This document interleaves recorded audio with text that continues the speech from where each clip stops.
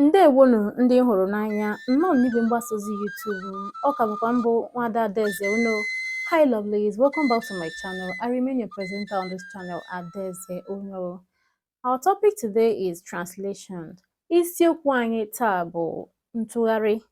Biko gbaa mbọ pịa aka n'akara mmasị, akara nsonye, nakwa akara mgbịrịmgba ka ị na-enweta ihe onyonyo dị iche iche m ga na-eweta n'igwe mgbasa ozi YouTube m. Ngwa ka anyị bido. Bịa zaa ajụjụ a in Igbo language. Come and answer this question in English language. Amaghị m in Igbo language. I don't know in English language. Dozie ụlọ akwa gị in Igbo language. Arrange your bedroom in English language.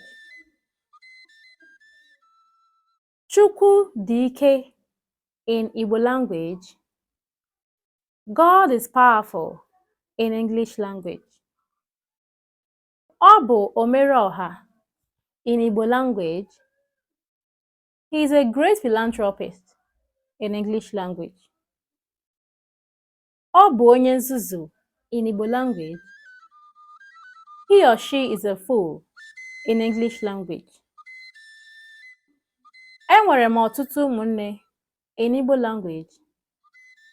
I have many siblings in English language. Nri bụ atụrụ tawa in Igbo language.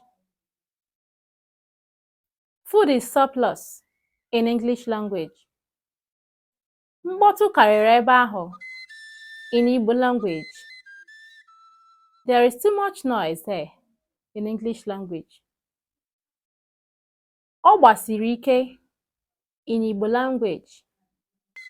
She is resilient in English language.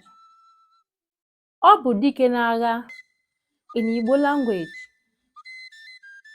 He is mighty in battle in English language.